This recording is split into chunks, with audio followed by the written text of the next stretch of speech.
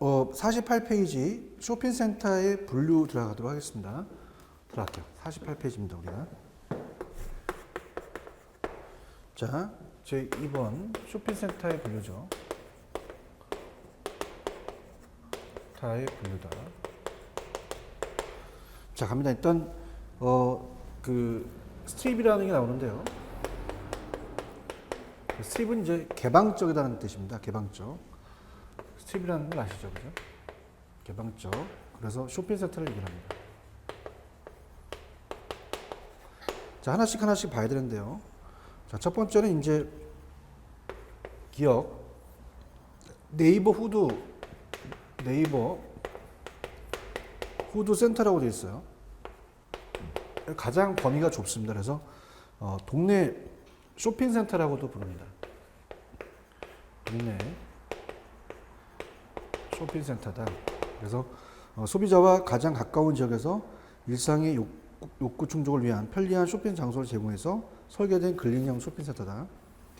그래서 미국의 경우는 이 센터의 반은 슈퍼마켓으로 3분의 1 정도는 이제 밑에 보시면 드럭스토어라는 게 있습니다. 그래서 이제 드럭스토어가 정착이 됐죠.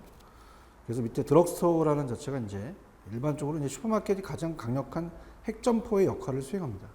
그래서 이 드럭스토어라는 것은 드럭이라는 자체는 이제 의약품이죠. 그래서 일반 전문 의약품과 건강, 미용식 상품을 주로 취급하는 상점입니다. 우리나라에 이제 이 건강 보조식품 같은 거 이제 연결돼서 W 스토어, 그다음에 올리브영이라는 걸 많이 들어보셨을 거예요. 그다음에 GS 왓슨스, 그래서 여기에 해당하는데 의약품을 취급하지 못하므로 H&B 스토어, 그래서 헬스 앤드 뷰티 스토어, 그래서 건강 또는 미용에 대한 걸로 부른다, 이렇게 정리해 주시고요. 그다음에 두 번째가 이제 커뮤니티 센터입니다. 그래서 네이버후드 센터가 가장 좁고요. 그다음에 중간 범위예요. 커뮤니티는. 그래서 커뮤니티 센터다. 자, 얘는 이제 적어놓으시면요. 지구형 쇼핑센터다. 이렇게도 나올 수가 있습니다. 그래서 이제 그 지구 중심에 위치하여 의류와 일반 상품에 대해 네이버후드 센터보다는 좀 중간 범위죠. 다양한 상품을 제공합니다. 그래서 네이버후드가 가장 좁다 그랬죠. 그럼 네이버후드 센터보다는 한 3, 4배 면적의 부지다.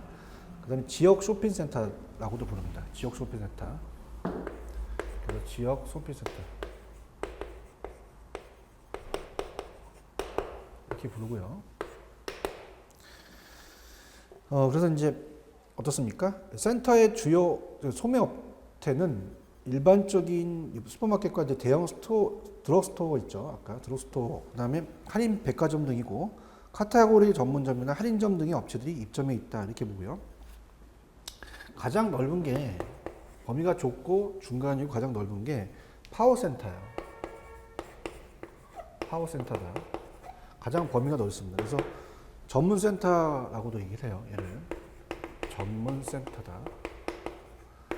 그래서 할인점, 할인백화점, 창고형 클럽 등을 포함하는 대형 점포들로 구성되어 있습니다. 또는 이제 홈디포 등 카탈로그 킬러형 소매점도 적합하겠죠.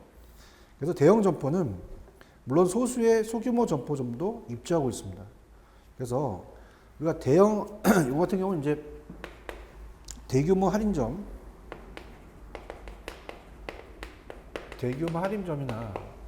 자, 백화점을 핵점포라고 얘기를 하는데요. 자, 핵심이 되는, 뭐 제가 이제 나중에 유학 강연을 할 때 그 엑기스 핵심에 대한 주요 부분이죠. 그래서 뒤에 이제 어떻습니까? 이제 54페이지 같은 데를 보시면 잠깐 보시게 되면 나중에 배우실 거지만 목적 점포가 핵점포예요. 그다음에 그게 이제 들어서게 되면 이 기생점포가 우리가 또 들어서게 되겠죠. 그래서 그런 식으로 그렇게 보시면 됩니다. 그래서 핵점포가 이제 들어서게 되면은 적절한 점포이기 때문에 주요 부분. 그래서 어떻습니까? 우리가 만약에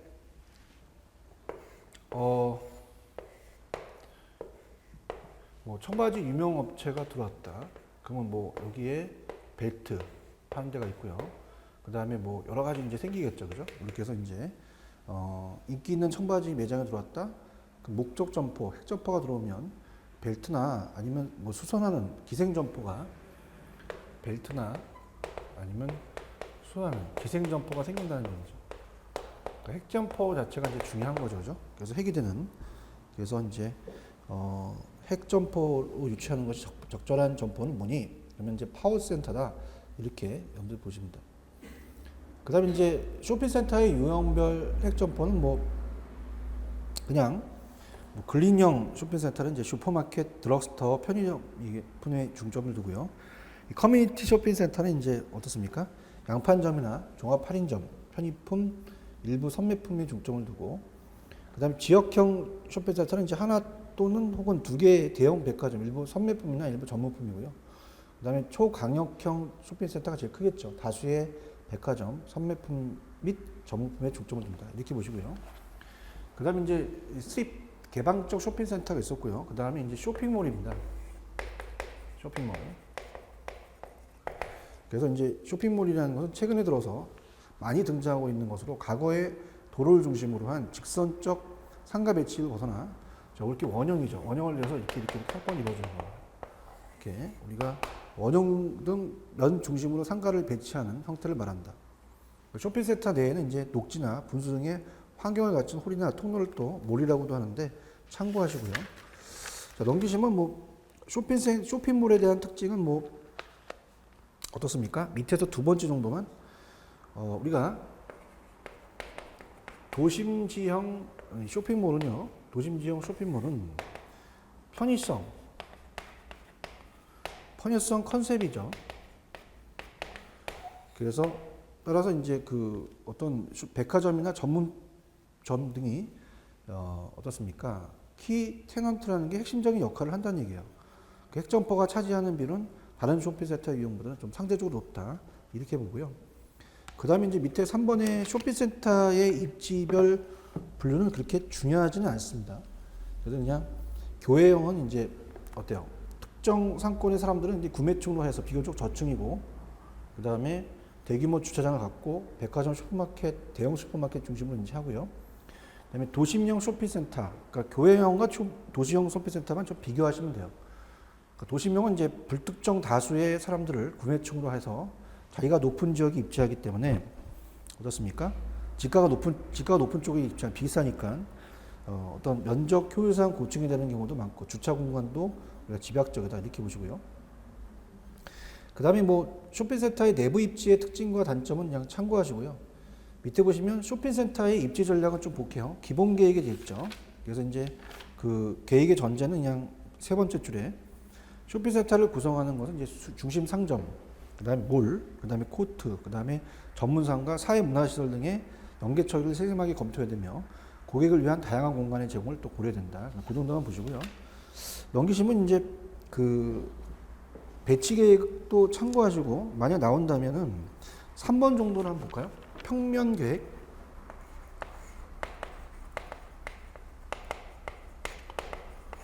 자, 그래서 이제 평면 형식이라는 게 있죠. 평면 형식. 그래서 쇼핑센터를 구성하는 중요한 요소는 뭐 요거 정도는 이제 용어 정도가 나올 수 있어요. 중심 상점.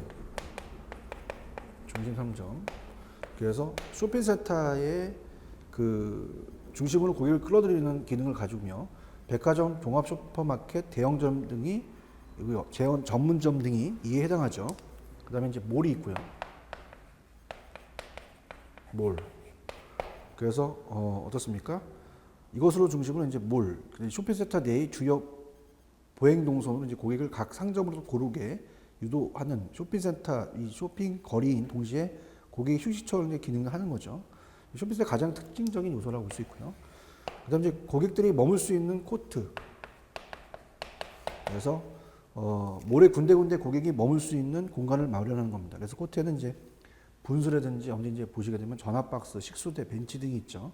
고객의 휴식처를 조성하며 동시에 쇼핑 정보를 이제 안내하는 거죠.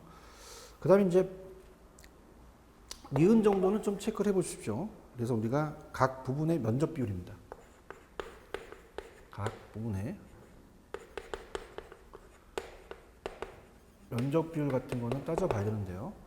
자, 면적의 구성비는 자, 쇼핑센터의 규모, 중심 상정수 등에 따라 차이가 있으며, 자, 중심 상점의 전체 면적에 자, 어떻습니까? 50%, 전문점 부분이 약 25%, 코트, 우리가 코트 등의 공유 공간이 약 10% 정도가 되도록 한다. 나머지는 이제 관리시설, 화물처리장, 기계실 등의 약 15% 된다. 이렇게 퍼센트 위주로 가져가세요. 50, 25, 15, 15 이렇게. 그 다음에 세부 계획은 보행자 지대, 그냥 그 보행자 지대는 그냥 읽어만 볼게요. 쇼핑센터의 특징적인 요소로서 미국의 경우는 경영자 측에서나 고객 측에서 모두 그 효율성을 인정하고 있다. 그래서 이렇게 그 쇼핑센터의 쇼핑 가로로서 넓은 면적을 점유한다는 경영자 측면을 단점을 지니고 있으나 고객이 즐겁게 쇼핑을 할 수 있도록 결과적으로 구매 증가를 또 꾀할 수 있다는 읽어보시고요. 중요하지 않기 때문에 그렇습니다. 넘기면 마찬가지요. 몰 계획도 마찬가지로 그냥 그 몰 계획이라는 자체는 맨 밑에 몰의 폭은 6에서 12m가 일반적이고요. 중심에 대해서 우리가 그 중심 상점들의 사이의 몰의 길이는 240m를 초과하지 않아야 하며 길이가 20에서 30m마다 변화를 주어 단조로운 느낌이 들지 않도록 하는 것이 그냥 바람직하다. 참고하시기 바랍니다. 그럼 아까 말씀을 드렸듯이요. 우리가 54페이지에 이 핵심에 대한 목적 점포와 기생 점포를 이건 보셔야 됩니다, 여러분들. 여기 이제 출제가 되는데요. 자, 54페이지입니다. 그래서 이제 제목이 목적 점포하고요. 그 다음에 기생 점포가 있어요. 그래서 이 목적 점포는 이제 뭐 대형 백화점, 대형 할인점 같은 게 되겠죠. 그 점포가 일반적인 그 상업 중심지 밖에 있더라도 소비자가 그 점포만을 우리가 방문하기 위해서 이동을 합니다. 이동할 용의가 있다는 얘기죠. 그러면 이제 여러 이제 점포들이 생긴다는 얘기예요. 그래서 매장 자체가 목적지가 되는 점포고요. 그래서 목적 점포라고 얘기를 합니다. 예를 들어서 이제 유명 브랜드에 대한 아울렛이 있죠. 도시 외곽에 이제 세워졌다가 하더라도 우리가 소비자는 기꺼이 이 장거리를 이동한다는 얘기예요. 그래서 뭐 앞서도 얘기했지만 뭐 저희가 경기도 이천시에 가게 되면 이제 아울렛몰이 있어요. 롯데 아울렛. 그래서 거기 가게 되면 이제 굉장히 뭐 거기 그 교통이 이제 체증화돼서 왜 그래요 했더니 이제 수도권에서 계속적으로 온다는 얘기예요. 그래서 기꺼이 장거리도 간다는 얘기죠. 점포를 이용한다. 그럼 이 경우는 같은 센터에 있는 매장이라도 다른 상권을 가지게 될 수 있죠. 그럼 다른 업체와 비교하여 확실한 기술력을 보유하고 있는 업체나 뛰어난 마케팅 능력을 보유하고 있으며 이런 게 나오겠죠. 시험 문제. 스스로 충분히 능력을 발휘할 수 있어 확실한 비교율을 가진 점포라면 목적 점포가 될 수 있습니다. 즉 고객이 스스로 찾아올 수 있도록 서비스와 시설 규모를 가진 점포로 예컨대 특정 상권 안에서 가장 낮은 가격으로 식료품을 판매하는 대형 슈퍼마켓이나 특정 상권 안에서 자 뚱뚱한 사람들한테 맞는 청바지를 파는 유일한 점포. 우리가 그 뭐 이런 것들도 이제 우리가 이제 많이 팔잖아요. 뭐 큰옷이라는 매장이라든지 이런 또 유일한 점포. 수많은 종류의 장난감을 판매하는 뭐 카다로그 킬러 이런 것들. 그래서 우리가 이제 이 그 완구점 같은 경우도 이제 외곽에 이제 창고용으로 이제 많이 만들어 놓았잖아요. 그다음에 쇼핑몰 혹은 쇼핑센터에 입점해 있는 전문점이나 할인점은 목적 점포이지만 같은 곳에 입점해 있는 음식점이나 편의점 세탁소는 이제 기생 점포입니다. 그래서 막 생기는 거예요. 기생 점포. 그래서 이제 이런 게 생기게 되면은 이제 그 주위에 뭐 편의점, 뭐 세탁소 뭐 이런 것들이 막 생기게 되겠죠. 그래서 백화점 같은 데 가시게 되면 이제 어떻습니까? 또 하나 이것도 나중에 배우실 넬슨의 양립성과도 같은데요. 쇼핑만을 하러 가는 게 아니라 이 쇼핑을 하다가 이제 내려와서 이제 또 식사를 하면서 이제 쇼핑을 할 수 있는 뭐 그런 공간을 만들기 위해서 백화점이 또 기생 점포가 생긴다는 거죠. 마찬가지로 이 야구장이 목적이라면 야구장에 가서 언제 뭐 맥주를 먹는다든가 오징어를 구워 먹는다든가 뭐 오징어 먹고 맥주 먹는 그 매점이 어떨까요? 그걸 먹기 위해서 거기를 간 건 아니죠. 야구장이라는 목적 점포가 있으면 그 목적 점포에 인원이 모이니까 기생 점포가 있다는 얘기입니다. 그래서 기생점포는 그 자체가 소비자의 이동을 유도하지 못하고 그 자체가 상권을 형성할 수 없으며 목적점포가 있어야 기생점포가 생긴다라는 당연한 거죠. 뭐 이거는 뭐 어느 정도 우리 나오게 되면 맞출 수 있는 부분입니다. 체크를 하시고요. 그 다음에 이제 다른 용어에 대한 점포가 자 오른쪽에 이제 그 지역으로 본다면 55페이지 자 복합 용도 개발 지역입니다. 복합 용도 개발 지역. 자, 뭐 제가 아는 건 이제 동탄에 가게 되면 메타폴리스라는 게 있어요. 그래서 주거 상업 기능이 모두 포함된 건물입니다. 높은 건물이 있음에 따라서 어떻습니까? 이걸 중심으로 이제 아파트도 입지하게 되고 여러 가지가 입지하게 되겠죠. 그래서 그런 게 이제 복합 용도 개발이라고 볼 수 있어요. 그래서 이 복합 용도 개발은 주거 상업 업무 활동을 세 가지를 합친다는 것도 꼭 체크하세요. 주거, 그 다음에 상업, 그 다음에 업무. 세 가지 이상을 활동이 함께 이루어지는 게 되는 것은 뭐냐 이렇게 물어볼 수 있습니다. 그러면 편리성과 쾌적성이 있죠. 같이 있으니까. 그래서 이제 이 복합 용도의 건축물 또는 건축물군으로 개발하는 것을 의미한다. 그럼 복합 용도 개발은 하나의 건물의 쇼핑센터, 오피스텔, 호텔, 조상복합 건물, 시민회관, 컨벤션 센터 등이 다양한 용도를 이제 결합돼 있죠. 그래서 이제 이러한 요건을 이제 얘기를 했는데요. 블랙 캠벨트에 의해서 처음으로 이제 어떻습니까? 이 위더스푼은 이제 복합 용도 건축물의 조건은 세 가지 이상의 용도를 수용해야 됩니다. 이런 것들도 한번 나올 수 있을 것 같아요. 그래서 그냥 제목 위주로 내용은 여러분들이 이제 시간이 날 때 한번 읽어보시고요. 세 가지 이상의 수용을 해야 되고요.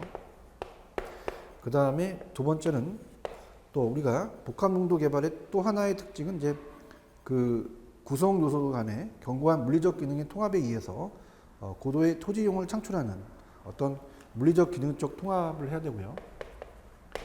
물리적 기능적 통합. 그 다음에 네 번째는 뭐 통일성 있는 계획에 의한 개발이죠. 자, 통일성이 있는 계획에 의한 개발. 근데 복합용도 개발의 특징은 여기 그냥 읽어봐 주시고요. 특히 이제 얘는 공간 활용률이 매우 높다라는 것만 좀 체크하십시오. 그 다음에 넘기시면은 이제 미음번 같은 경우는 좀 봐야죠. 우리가 얘는 이제 오피스의 개념에다가 도심지의 주거 기능을 도입했습니다. 그러다 보니까 업무도 보고 주거도 해결하겠죠. 그래서 앞에 이제 그 CBD가 도넛 현상이나 도심 공동화 현상이 발생했잖아요. 그래서 이 도심 공동화 현상을 어느 정도 방지할 수 있다라는 자체가 어떻습니까? 얘의 장점이 되겠죠. 그래서 요게 아마 시험에 나오지 않을까라는 생각을 해요. 사람들이 빠져나가지 못한다는 얘기죠. 그래서 아까 이제 CBD 같은 경우는 이러한 도심 공동화 현상이 나타나다 보니까 주말과 밤만 되면 뻥 뚫려서 주거지가 외곽으로 나가다 보니까 그 상권 자체가 이제 좀 죽는데 이건 방지할 수 있다는 겁니다. 그 다음에 이제 복합화의 특징은 밑에 어때요? 경쟁력과 효율의 극대화, 그 다음에 시설과 인프라, 서비스 간의 상호 연관성, 그 다음에 유기적 결합을 통해서 최대한의 기능을 발휘하고요. 그 다음에 시너지 효과가 있죠, 서로. 그래서 비용을 절감하고 집적이게 됩니다. 그럼 또 복합용도 개발의 또 중요한 것은 장단점이 나오겠죠. 그래서 항상 그 장단점이라는 자체가 항상 우리 시험 문제 자주 출제가 되니까 장점하고 단점을 비교를 해 놓으셔야 됩니다. 자, 그래서 이제 장점은 당연히 같이 있다 보니까 3개 이상이 높은 시너지 효과가 있죠. 세 가지 이상 있으니까. 그 다음에 업무의 효율성을 향상시킬 수 있고 획일적인 기능을 좀 완화합니다. 모든 것이 한 곳에 있으니까. 그다음에 동심 공동화 현상을 좀 완화시킨다고 말씀드렸고요. 단점은 이제 주거 환경이 쾌적성 문제가 약간 생기겠죠. 그 다음에 공간 확보에 좀 어려움. 좁은 공간이다 보니까 이 공공이나 분할시설 같은 이제 공간 확보가 좀 어렵죠.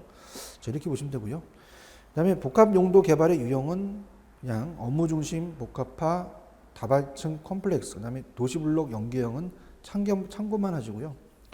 자, 오른쪽에 보시면은 이제 효과 같은 거는 좀 보셔야 됩니다. 이번에. 그래서 이 효과도 이제 출제될 가능성이 있어요. 효과가 어떤 효과가 있느냐. 자, 그래서 이제 중요한 것들 위주로 좀 가겠는데요. 기억 중요합니다. 복합 기능의 수용에 따라서 도시 내의 상업 기능만의 급격한 증가 현상을 억제함으로써 도시의 균형 잡힌 발전을 도모할 수 있고요. 그 다음에 젊은 독신자나 젊은 부부처럼 도시 내에서 살고자 하는 사람이 살 필요가 있는 사람들에게 양재 주택 공급할 수 있으며 이로 인해 직주 분리의 공동화 현상을 방지할 수 있다는 거 아까 어때요? 장점이 됐었죠. 그래서 주거 기능이 추가되다 보니까 자기 업무도 하고 어떻습니까? 출퇴근도 하고 잠도 자고 그러다 보니까 그 업무가 다 되니까 그런 공동화 현상이 안 벌어지죠.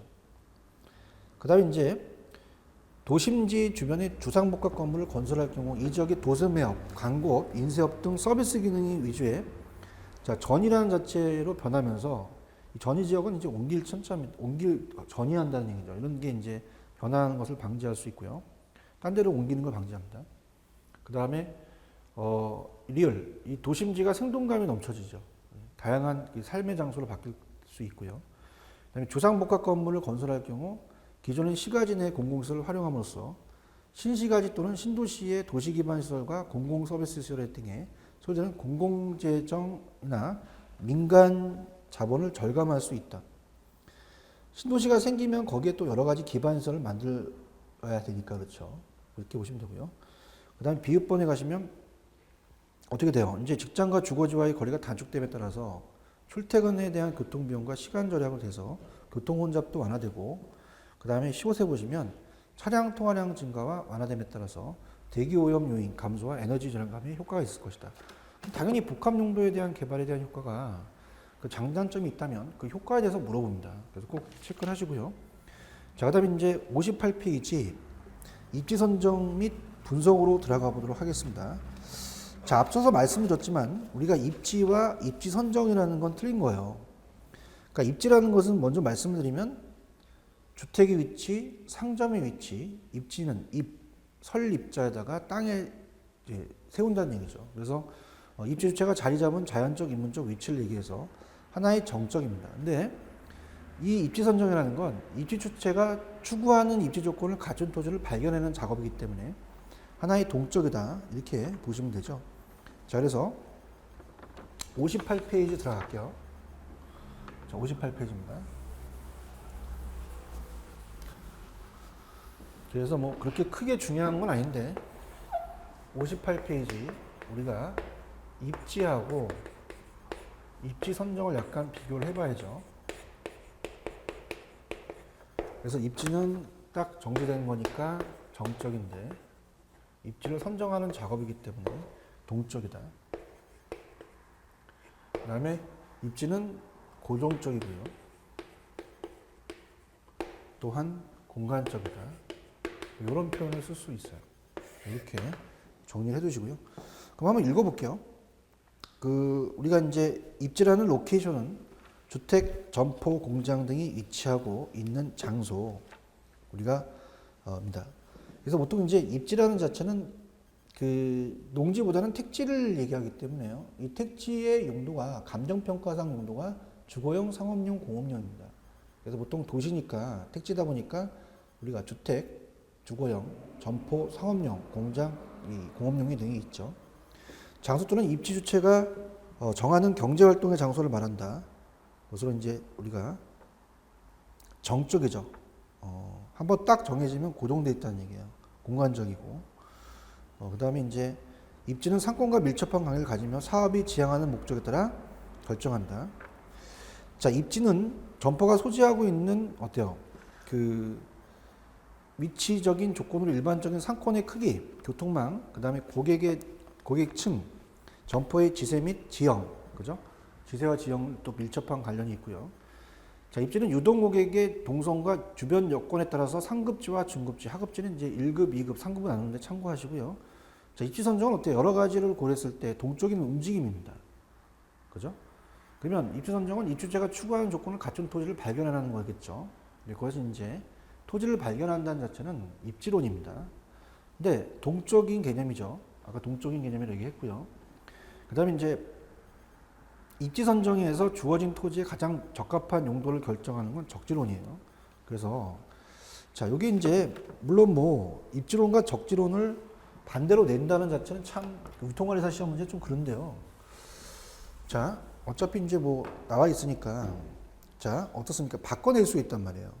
그래서 입지주체가 추구하는 조건을 갖춘 토지를 발견한다. 그러니까 이런 겁니다. 주어진 용도예요.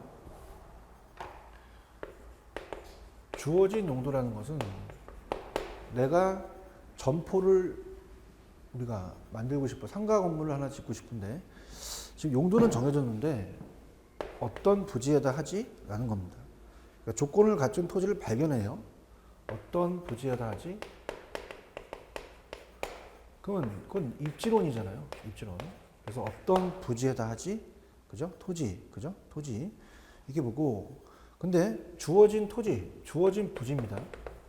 주어진 토지에다가 내가 이제 강남역에 땅을 샀는데 여기다가 공장을 짓까, 주택을 짓까, 상가를 짓까. 그럼 어떠한 것이 적정한 용도지? 그럼 어떤 용도로 하지?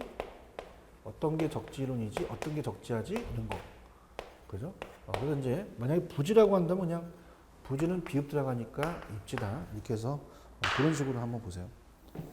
그 다음에 입지 선정 과정에서는 입지 경쟁 결과 유리한 조건을 갖춘 토지의 지가 상승으로 토지 이용이 집약화된다는 건 아까 건물이 고층화됐죠. 그러니까 우리가 이제 땅이라는 자체가 그 안쪽에 도시 및 땅값이 높은 이유는 상업 활동하기 너무 괜찮은 지역이라서 그래요. 그래서 어떻습니까? 우리가 입지 경쟁 결과 치열합니다. 이걸 차지하려고. 그러면 토지의 지가가 상승할 수밖에 없죠. 그래서 지가가 이제 상승한다. 토지의 가격이 오른다는 얘기예요. 그래서 토지 이용을 집약화, 앞쪽에서 집약화라는 얘기 배우셨어요. 조방화가 아닙니다. 집약화는 건물 층수가 올라가기 때문에 조방화가 아니라 집약화다. 이렇게 체크하십시오. 그 다음에 이제 그 입지 선정 시 업종과의 부합성을 반드시 검토해야 됩니다. 뭐 학교 앞에 이제 오락실이나 술집 같은 게 있으면 안 돼서 고등학교 앞에. 그래서 일반적으로 좋은 입지라고 하는 것도 업종과 부합하지 않으면 좋은 입지라고 할 수가 없죠. 그래서 입지 선정은 이제 이게 학교냐, 관공서냐, 오락시설이냐, 재래시장 등이 있으며 고객의 유입이 원활하다. 이렇게 보시면 되고요.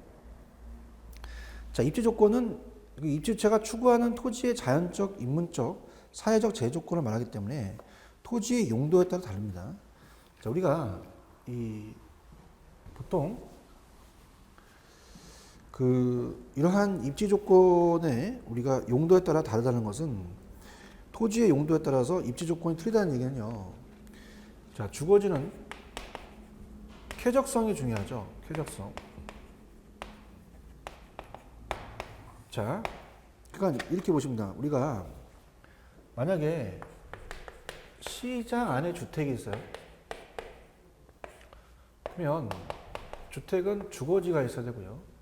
시장은 상업지가 있어야 돼요. 그러면 우리가 어떻습니까? 문만 열어도 장사가 잘 되니까 안 좋다는 거죠. 잘 되는 게 아니라 문만 확 여니까 막 2,000원 이러는 거예요. 무서워서 못 나가요. 다시 나가니까 300원 깎아줄게 이러는 거예요. 그럼 용도가 안 맞거든요. 그럼 주거지는 쾌적성이 중요하고요. 그 다음에 편리성, 그죠? 우리가 이제 전철과도 가까워야 되고 이제 공원도 있어야 되고 접근성 같은 거. 그 다음에 상업지는 수익성이죠. 수익성. 그러니까 시장은 상업지가 있어야 되고 주택은 주거지가 있어야 되는 겁니다. 그래서 입지가 맞는 거죠. 공업지는 이제 생산성입니다. 여기서 매상고라는 자체는 매출액을 얘기해요. 공업지는 생산비와 수송비를 절약해야 돼요. 그래서 생산성인데 우리가 이 생산비와 수송비를 절약해야 된다.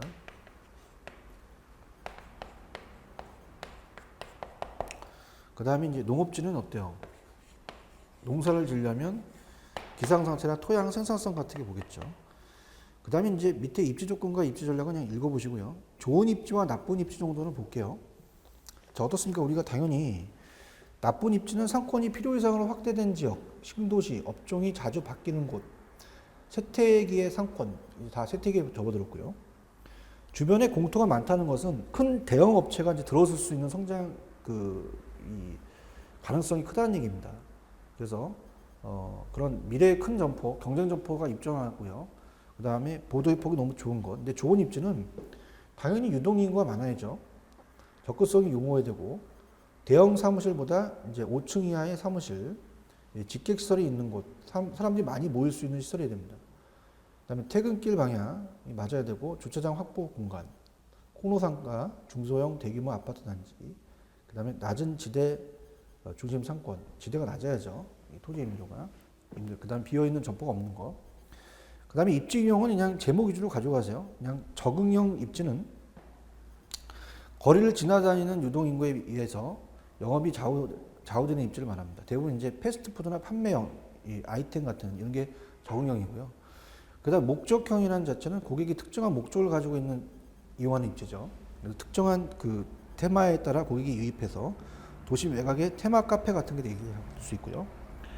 생활형 입지라는 건 아파트 주택들이 이제 우리가 주민들이 이용하는 입지를 말하죠. 주민들이 이제 이용해서 생활형 아이템이다 이렇게 보시면 되고, 그 다음에 이제 입지 선정에 대한 뭐 고려 요인 같은 거는 그냥 우리가 네 번째 정도 편도 2차선 이상의 도로가 있어야 되죠. 상업 입지는. 그 다음에 삼거리 이상의 도로에 200m 이내면서 동일 업종이 없는 점포가 좋고요. 전철역이 신설되어 있는 게 좋죠. 그 반경 200m 내의 입지를 선정하는 것이 유리하다. 그렇게만 가지고 가시면 됩니다. 그 다음에 이제 만약에 시험 문제 나온다면 이제 요거 정도는 제가 여러분한테 말씀 한번 드려볼게요. 우리가 6번 정도는 좀 보셔야 될 내용입니다. 그래서 60페이지에 6번 정도는 좀 체크해 보세요. 자, 우리가 입지 선정에 대해서 입지 선정 시 뭐 고려해야 할 원인, 요인 이런 것들은 이제 시험에 나올 수 있어요. 그럼 첫 번째는 안전성이다. 사업장의 투자 규모와 수익성과의 관계입니다. 그래서 사업장의 입지 여건이 아무리 좋아 보여도 개점에 필요한 투자 비용, 임대료가 비싸든가 그러면 안 되겠죠. 수익성을 능가하면 창업은 의미가 없어집니다. 그다음에 균형성. 자, 주변 경쟁점과의 균형에 관한 문제를 말하죠. 신규로 영업을 개시할 점주가 선택을 고려하고 있는 사업장의 입지 여건이 그 상권 내에 위치하고 있는 유사 점포와의 경쟁 우에서 우위가 있어야 돼요. 경쟁을 따져봐야 된다는 거죠. 그래서 기본적인 여건을 갖추기 위한 요건이고요. 그 다음에 조화성 같은 게 이제 나올 가능성이 있을 것 같아요. 체크를 해보시면 발표를. 잘 조화를 이루어야 된다는 얘기죠. 조화성. 그래서 이제 예비 개점자가 선택한 아이템과 주변 상권과의 조화를 말합니다. 자, 그래서 예를 들어서 자, 우리가 아파트 단지에 뭐 파리바게트 빵집이 뭐 한 두 군데 있다. 빵집이. 그럼 빵을 사러 왔다가 케이크도 사게 되면 옆에 꽃가게 같은 게 있는 게 좋죠. 뭐 이런 거에 대한 조화성. 그렇죠? 그래서 그 일반적으로 상권 형성의 형태를 살펴보면 유사한 업종이 집중적으로 형성된 상권을 이루고 있을 경우 볼 수 있는데, 이와 같은 현상은 고객을 유도하기 위한 전략 중에 하나인데요. 고객의 입장에서 선택의 폭이 그만큼 넓어집니다. 가급적이 필요한 상권이 형성된 것으로 몰릴 수밖에 없을 것이죠. 그래서 이러한 이 예비 개점자가 선택한 아이템과 주변 상권과의 조화가 이제 있어야 된다. 이런 거로 이제 이렇게 하나씩 오지선다로 물어볼 수는 있습니다.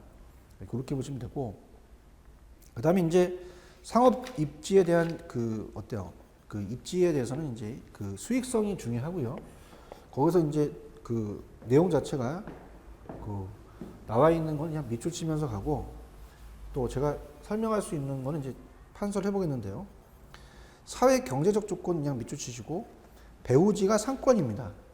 그 상권의 고객의 양과 질을 봤을 때 이 배후지 또는 상권 시장 지역은 상업활동을 고객 상대로 하므로 그들이 존재하는 배후지가 가장 중요하겠죠. 그래서 따라서 인구 밀도와 지역 면적은 커야 되고 고객의 소득 수준은 높아야 됩니다. 근데 중요한 것은 자, 상업지다 보니까 그냥 접근성이 아니라 고객의 교통수단과 접근성이죠. 고객의 그 교통인구가 많은 곳이 좋다. 그 교통인구는 이제 단순한 통과인구가 아닌 고객 인구라고도 하는데요. 이 배우지가 아무리 잘 발달되어 있고 소득이 높다 하더라도 교통선이 발달되어 있지 않으면 고객을 흡입할 수가 없게 돼요. 적극성이 나빠 분리할 수도 있죠. 물리적, 지리적 조건은 뭐냐면 가로의 구조는 뭐 동서로 된 가로는 서쪽이 유리하죠. 우리가 이제 동에서 서로 지니까 해가. 그다음에 커브를 이루는 가로에 대해서는 어떻습니까? 외부까지는 안 가죠. 여기가 이제 내부로 가는 게 좀 빠르겠죠. 여기나 정류장은 이제 우측에 향한 가로는 우측이 유리하고, 자, 비탈길은 좀 약간 사람의 심리를 이용한 건데요. 자, 사람들은 어떻습니까? 만약에 이제 집들이를 하러 간다? 그럼 슈퍼가 위하고 아래가 있어요. 그러면 어떻습니까? 처음부터 힘들기 싫어요. 그래서 처음에 쉽게 내려가는 게 무조건 좋다는 얘기입니다. 올라올 때 힘들지만. 그래서 보통은 이 비탈길이면 아래, 하부 위에 있습니다. 그래서 보통 우리가 이 슈퍼 같은 경우는 이제 좀 지하에 내려가서 많죠. 그래서 이제 비탈길 경우는 하부가 유리하고요. 그 다음에 가로의 길이는 그냥 가로의 길이가 500m 이상의 직선인 경우에는 상가로서 유리한 위치가 우리가 못 되고, 되지만 이 100m 이내에 끊어지는 경우도 불리하다 이렇게 보시면 되고요. 그래서 이러한 지금 전면 넓이나 집안의 고조, 그 다음에 지리적 특성은 그냥 이건 사회 경제적인 조건이 아니라 물리적 조건이다라는 것만 좀 체크하시면 돼요. 이거 갖고 뭐 그렇게 크게 장난치진 않습니다. 그래서 전면 넓이 바깥 길이는 그냥 상품의 전시, 진열을 위해서 가급적 가로와 접한 폭인 바깥 길이가 넓은 것이 유리하고요. 그다음에 가로의 폭은 지나치게 넓지도 좁지도 않은 것이 유리하다. 집안의 고조는 주거지는 가로보다 좀 낮아야 돼요. 쾌적성이 있어야 되니까. 마이너스 요인이 되지만 이 낮으면, 왜냐면 올라가야 되니까, 그죠? 올라와 있는 게 이제 좀 쾌적하죠. 근데 상업지는 가로보다 좀 높으면 마이너스 요인이 됩니다. 이렇게 보시면 되고요. 지리적 특성은 이제 입지의 지리적 특성으로 상권 내 자연경계 특성, 그다음에 상권 내 도로 및 교통 특성, 그다음에 상권 내 대형 건축물, 교통 유발설 등이 있다. 이렇게 보시면 됩니다. 그래서 만약에 나온다면 상업 입지의 입지 조건은 사회 경제적이냐, 물리적이냐, 뭐 이렇게 염두에 볼 수가 있고요. 그다음에 상업지 입지 평가에는 우리가 항상 지역을 먼저 보고 개별을 보겠죠. 지역이 좀 넓은 개념이니까 지역 다음에 개별이다. 개별은 좀 어떻습니까? 그 부동산의 상태를 보는 거지 지역을 보는 게 아니죠. 그래서 지역적 요인은 거의 다 우리가 어떻습니까? 지역 이런 것들이 좀 들어가 있어요. 근데 이제 개별적 요인은 그 자체에 대한 우리가 그냥 부동산의 상태다. 그렇게 해서 참고적으로 보시 바랍니다. 자, 그다음에 상점에 대한 분류는 조금 염시 체크를 하셔야 돼요. 그래서 이제 시험에 안 나오는 부분은 제가 빨리 좀 읽었고요. 지금 이 63페이지 보시면 상점의 분류가 굉장히 출제 빈도가 높습니다. 그래서 이게 이제 최근의 경향도 출제됐던 것도 이제 한번 보여드리는데요. 최근의 경향은 이제 공간균배 원리에 따른 상점의 분류까지 떴어요. 우리가 시험 문제가 이렇게 좀 어려워졌다는 얘기죠. 그래서 여기는 조금 이 시간이 걸릴 것 같아서요. 다음 시간에 좀 해드리도록 하겠습니다. 자, 좀 쉬었다 갈게요.